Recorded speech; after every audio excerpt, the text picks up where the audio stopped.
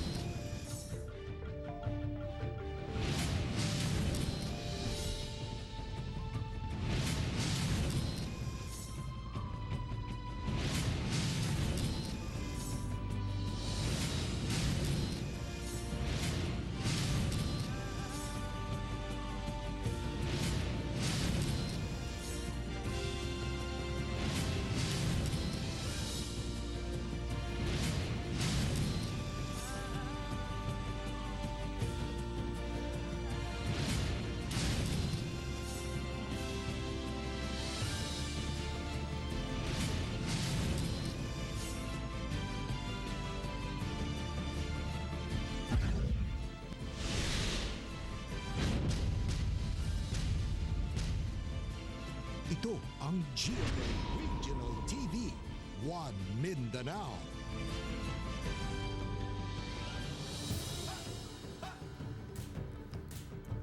Mayong hapon, Mindanao! Kini ang GMA Regional TV 1 Mindanao. Hatod namo ang pinakadagog pinakaulahing balita sa Mindanao. Ako si Sara Hilomen Velasco. Real Soroche. Argil Relator, live gikan dinhi sa GMA Davao Complex. Aniyan ang headlines karong adlawng Huwebes. Sa Cagayan de Oro City, lalaking nakamok bitbit ang kutsilyo, giaresto. Sa Rigo City, Davao del Sur, tungod sa away sa yuta, babay gitabangan og patay sa iyang mga igsoon. Ug Candyland Christmas, masaksihan na sa Liwanag Festival sa Montevista, Combal Province.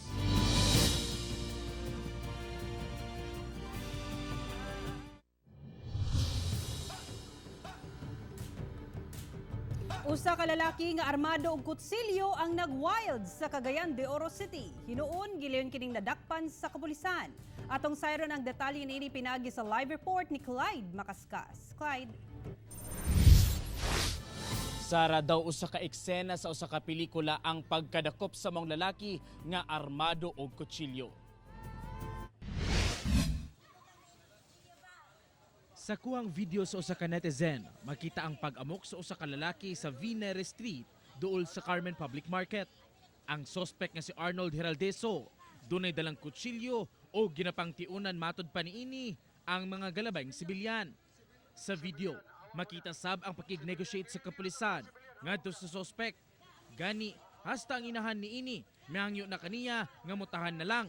Apan, wala kini nakumbinsi. Samtang dunay ga-negotiate sa suspect, usa ka pulis ang kalit mibuto sa likod nga bahin o gibunalan ang kamot niini, hinungdan nga ila kining napugngan. Hesitant siya nga ihatag ang kutsilyo and then iya pag yun ming ano nga nang i-attempt og dunggab. So di gyud siya magpadakop.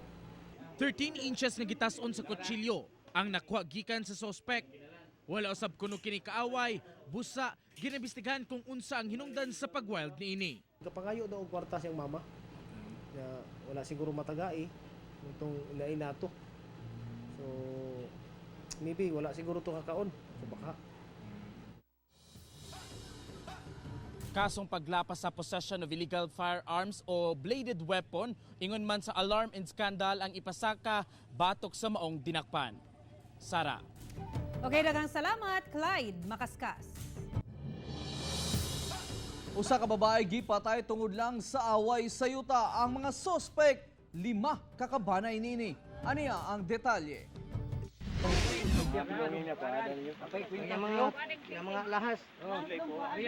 Patay diha dayon ang biktimang si Marita Mangaron Tungal, human gitabangan og bunal og kabilya o gibaril pa og Jolin gun sa Barangay Guma, Digo City.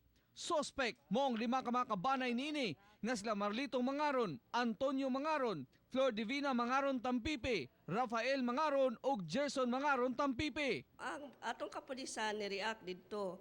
So pag-abot nila na nakita nila nga naanay patay. Puno siyang samad. Ugat hinungdan sa away sa mga magkabanay, mao ang gimana nilang yuta. Suspects iksoon gihapon. Sa among investigasyon, land conflict ang motibo. Ang 5 ka magkabanay gipasakahan og kasong homicide. Kauban si Melchor Awing sa kamera. Ako si Real Soroche para sa One Mindanao. Lalaking gitudlong responsable sa pagputol sa ulo sa usa ka babae, arestado. Ang nakakuyaw kay kikaon pa kuno niini ang utok sa iyang biktima. Samtang laing duha ka patayng lawas nga brutal nga gipatay ang napalgan sa managlahing lugar sa Mindanao. Aniya ang report. Lawas sa usa ka babaeng wala nay ulo ang nakapabulabog sa mga residente sa Barangay Punta Santiago, Talisayan, Misamis Oriental, Huwebes sa buntag. Nakapantalon lang ang biktima ug walay sanina. Sa follow-up operation sa kapulisan, ilang nadakpan ang suspect nga si Lloyd Bagtong, 21 anyos. Sa balay niini, na-recover ang ulo sa biktima nga gisulod pa sa sako. Wala nay utok ang ulo sa biktima o gituuhang gikaon kini sa suspect. Wala pa nailhan ang biktima, samtang gikustodiya na karon sa otoridad ang suspect, kinsa gituuhang dunay diferensya sa pangisip. Samtang sa President Quirino sa Sultan Kudarat Province, wala na itiyan og laman loob diyang nakita ang lawas sa usa ka lalaki sa barangay Pedtubo. Bugtong ulo og hawak padulong sa tiil na lang ang nahibilin sa sagbutang bahin. Parayon pa ang investigasyon sa kapulisan labot sa identity sa biktima, ingon man kung kinsa ang suspect sa krimen. Sa Banga, South Cotabato, gipatay na, gigapos pa ang mga kamot, dayon gisulod sa sako o gipaano sa sapa ang lawas sa 16 anyos nga si Barbie Inocencio. December 2 dihang gi-report sa mga kabanay nga na missing kuno ang biktima. Napatay sab sa kapulisan dihang misukol aton sa follow-up operation ang suspect nga si Richard Gumilid, 31 anyos sa Kalawag 2, Isulan. Ang napatayng suspect giingong live-in partner kuno sa inahan sa biktima. Ako si Argil Relator para sa One Mindanao. Sa Dapitan City, Zamboanga del Norte, patay ang 2 anyos nga si Chelo Balanay, human maligsan og pampasaherong bus. Nasayran giuban sa iyang inahan ang bata sa usa ka remittance center aron mag-claim og kwarta. Ug samtang busy kini, wala ni matikdan nga migawas di ay ang bata ug mitabok sa kalsada. Hinungdan nga nabanggaan kini sa bus. Hinuon, gilayong misurrender ang driver ug naka-impound na sab ang maong bus unit. Subay sa tradisyong Islam, gilubong dayon sa iyang lugar, Samlang Cotabato, ang broadcaster nga si Abdul Kadir Benji Caballero. Kinsa namatay human sa kabulan, sulod sa ospital tungod sa komplikasyon sa pneumonia. Si Caballero ang station manager sa radyo ni Juan nga nakabase sa Tacurong City. Niadtong Oktubre 31, gipusil kini samtang nagatang og tricycle. Parayon ang pagsinggit og hustisya alang sa kamatayon ni Caballero. Nadilatar ang biyahe sa bus padulong sa Manila, gikan sa Lipata Port sa Surigao City. Human nagkatensyon dihang gi-hostage sa lalaking nailhang si Michael Puerto Galera, ang usa ka 10 anyos nga batang lalaki sulod sa bus. Kalit lang kuno misaka sa bus ang suspect nga nagunit og screwdriver o gihulbot ang bata sabay tutok sa liog niini.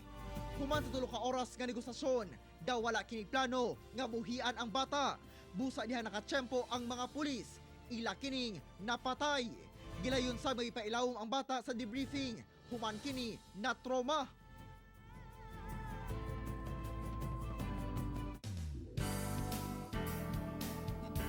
Dakong garbo og kalampusan sa usa ka ice drop vendor dihang 5th placer ang iyang anak ato sa licensure exam for teachers. Sobra-sobra ang balo sa paningkamot sa ice drop vendor nga si Manong Demetrio Mangalon sa munisipalidad sa Alabel, Sarangani Province. Humanahimong 5th placer ang anak ni ining si Dimple sa licensure examinations for teachers for elementary education. Wala magdahom si Dimple nga mabutang sa 5th place tungod kay wala kuno siya nahimong honor student. Nakakuha si Dimple og 90.8% nga score sa mong exam. Pagbaligya lang og ice drop ang panginabuhian ni Manong Demetrio aron mapaeskwela ang iyang mga anak. Miyembro sab sila sa Blaan Tribe, Busa. Gipasigarbo sab sila sa ilang IP community. Siguro sir, yung sekreto talaga sir is prayer lang po talaga sir, and keep the faith, mag-effort lang talaga sa pagre-review kasi nakikita naman ni Lord kung ano yung effort mo, yung binibigay mong effort sa pagre-review mo. Ang ano ko lang sa mga anak ko na kailangan mag-aral kayong mabuti para yung maiahon kayo sa kahirapan, yung pag makatapos kayo ng pag-aaral.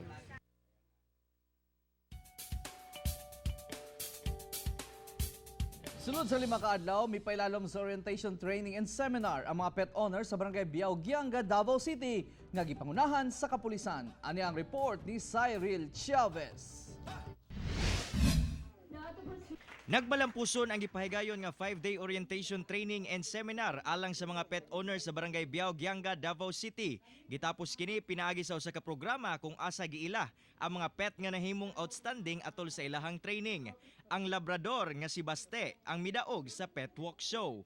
Regular walking daily, morning. Samtang atol sa closing ceremony, naghatag sab og mga libreng tambal ug bitamina ang mga nagkadayang sponsors isip tabang sa pag-alaga sa ilahang mga hayop. Dako kay namong pasalamat kay sa kadagan sa barangay, isa jud mi nga napili niya. Dako kayong tabang sa amoa mga pet owner kay nakabalo sila sa balaod sa pag-alaga sa hayop. Nanawagan sab ang otoridad nga gilayon mo duol sa kapulisan kung adunay mahibal ang pagpangabuso ngadto sa hayop. Pinaagi sab sa programa makabaton og responsible pet ownership ang mga taga-barangay Biao, Gianga. Gyapon ta, nagadawa ta og mga complaint regarding sa mga katunggi-pang maltrato nga mga iro. To be responsible regarding sa pag-alaga sa animals na dili lang i-feed sila but daghan siya responsibility. Kailangan sila properly vaccinated, tapos kailangan po sila na properly hygiene. Kauban si Joe Pascual sa kamera. Ako si Cyril Chavez para sa One Mindanao.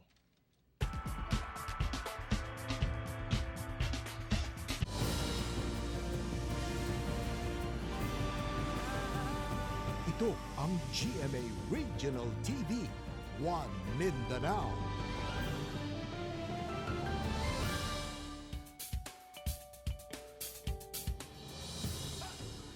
Matapos na karong December 9 ang second round sa sabayang patak kontra polio. Sa irato kung nakabot ba sa City Health Office ang ilang target. Pinaagi sa live report ni Sheila Vergara Rubio. Sheila.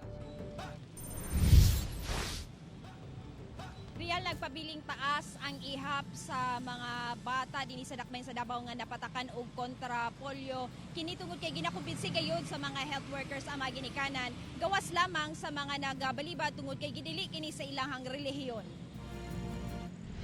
As of December 4, 2019, ana-ana sa 102.65% ang napatakan og kontra polio sa Davao City Health Office alang sa second round sa bakuna. 186,864 kabata ang target bakunahan. Apan miabot na sa 191,807 ang napatakan. Sanglit mindawide na ang ilang target. Sanglit daghang gasulod og gawas sa Davao, ginapatakan nila kutob sa bata nga mosulod sa checkpoint sa Davao ug mga terminal. Dako kay nga atong coverage.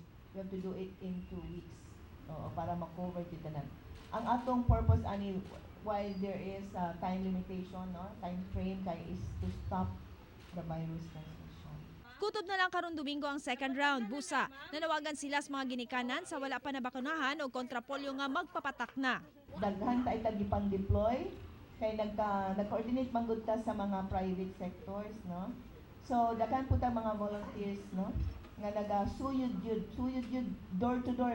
Ginabalikan sab nila ang mga bata nga wala pa napatakan og kontra polio sa round 1 tungod kay nagsakit. Bugto nga wala nila napugos mao kadtong mga bata sa dunay tinuhuan o relihiyon nga gidili ang pagpabakuna. Usa niini mo ang sakop sa grupong 12 ka panon nga nagatuo lamang og natural healing. During pod sa mong pagtuyok sa barangay sa 2nd District, natala na mo ang 28 ka bata nga sakop sa panon sa barangay Acacia, in which ang ato ang nurse nga na-deploy dito sa NDP, atong NDP or HRH program sa Department of Health, mo nang ilang gi-report nga naay mga pipila ka purok nga nakatala sila 28 ka bata nga sakop sa panon nga wala gyud nagpapatak sa.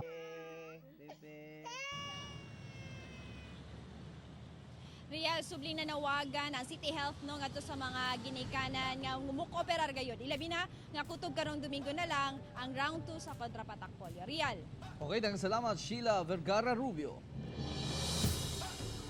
Karong taliabot ng Pasko, gisusi sa mga otoridad ang presyo sa mga ginabaligyang Noche Buena products sa mga supermarkets sa Cagayan de Oro City. Duna bakahay wala misunod sa suggested retail price. Atong susihon sa report ni Clyde Makaskas. Pila na lang kasimana, Pasko na.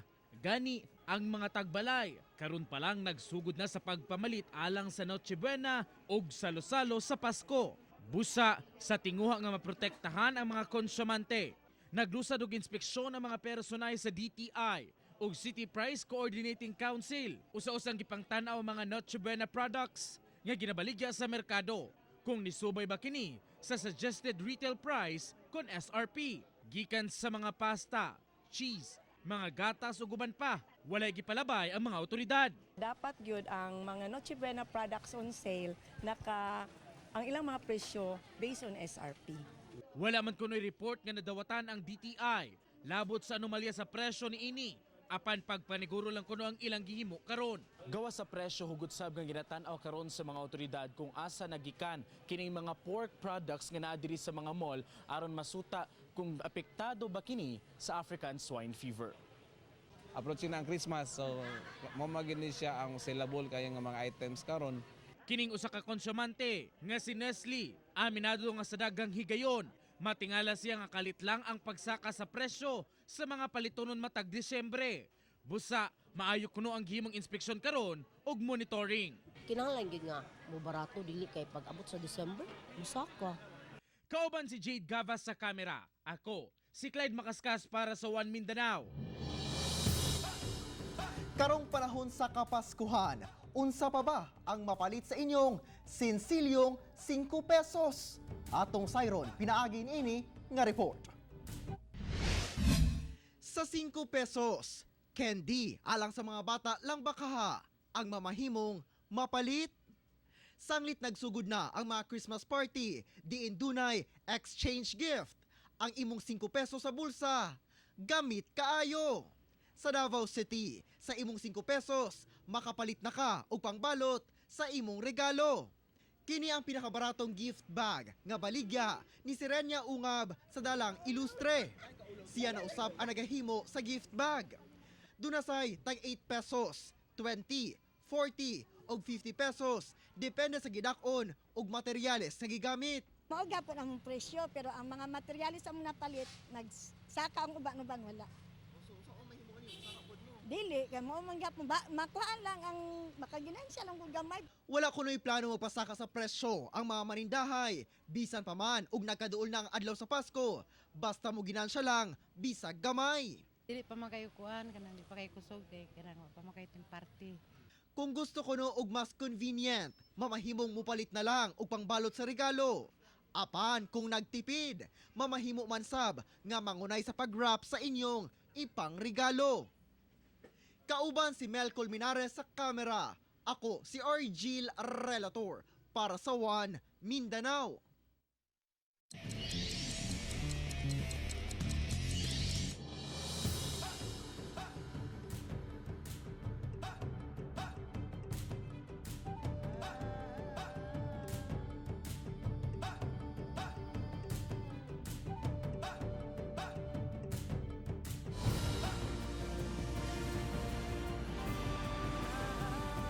Ito ang GMA Regional TV, One Mindanao.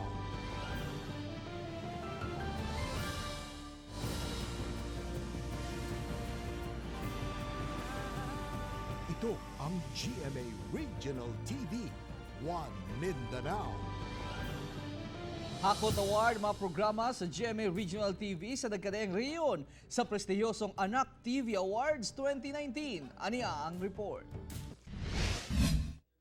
Gila pag-usab sa Anak TV Awards 2019 ang GMA Regional TV Balitang Amyanan, GMA Regional TV 1 Mindanao ug GMA Regional TV 1 Western Visayas.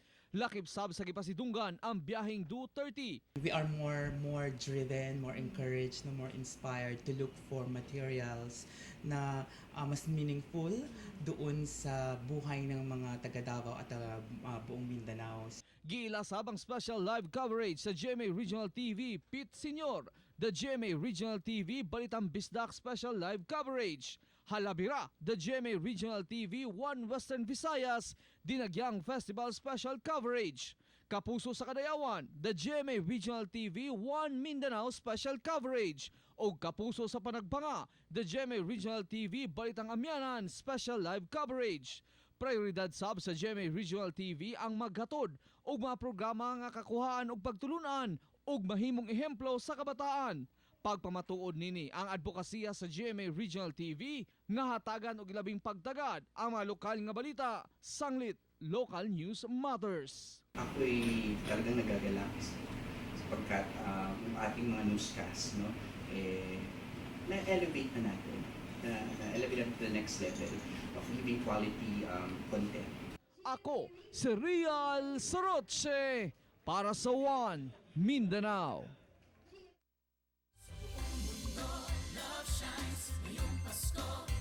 Panahon sa Pasko, mosab kuno ang higayong kusog ang pagpamasada sa kadaghan sa mga pasahero. Pero lahi sa Pagadian City, kay duha ka mga tricycle driver ang nagpasakay og libre sa ilang mga pasahero isip sa iyong pinaskuhan. Ani ang report ni Tech Ocampo. Mao kini ang gipost nga hulagway sa duha ka mga tricycle driver sa Pagadian City nga nagapasakay og libre sa ilang mga pasahero isip sa iyong pinaskuhan.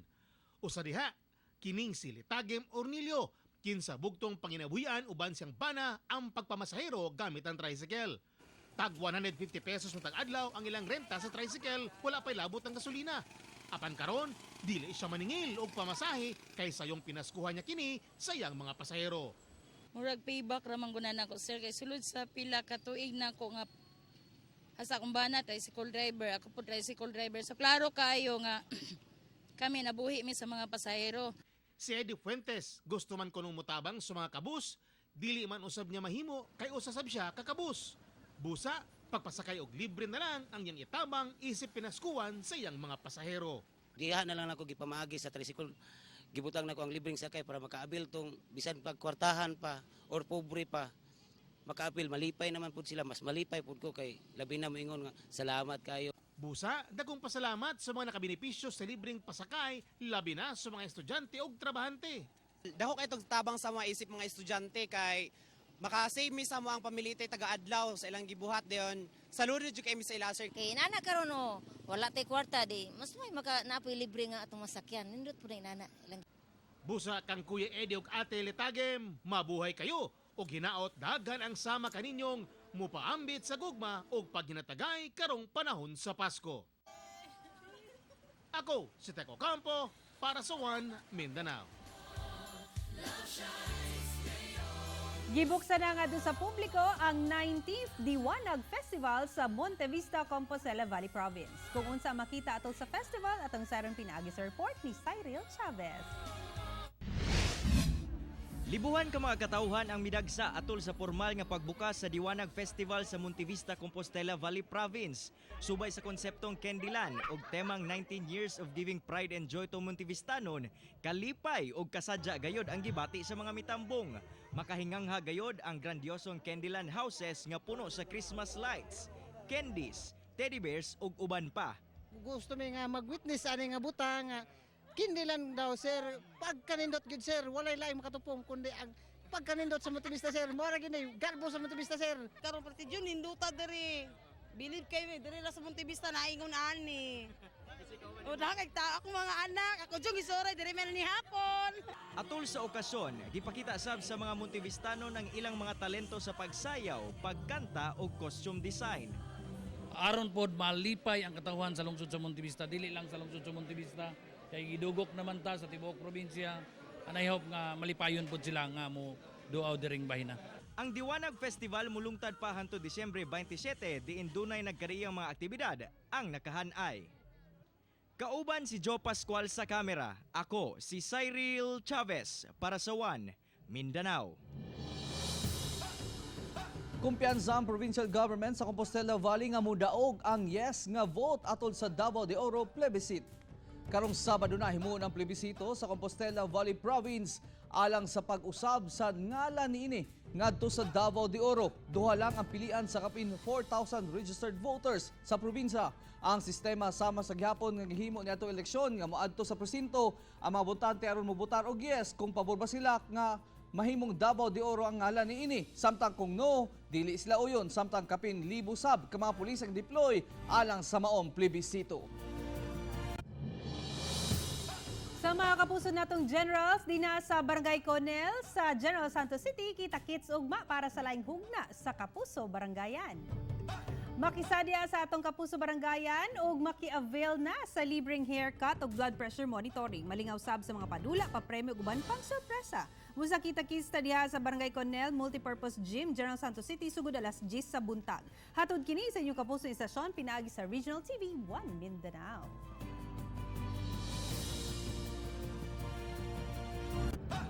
Right, congratulations sa GMA Regional TV tungod hakot gyud ang awards sa Anak TV seal. Ato pong i-congratulate no ang LGU Davao sa biyaheng Duterte nakuha usab nila 2 straight na. 2 years na sila. Yes. Okay. Busa congratulations sa atong tanan labi na sa mga programa sa GMA Regional TV. Siyempre ato pasalamatan ang atong mga kapuso sa tanan. Thank you so much mga kapuso sa suporta. Mga kapuso, 20 days na lang, Pasko na! Og mao kadto mo lahibdag kong balita sa Mindanao karong adlaw. Daghang salamat sa inyong kanunayng pag-uban kanamo sa matag adlaw. Kini ang RTV 1 Mindanao tungod ang mga balita sa atong palibot, importante alang kanamo.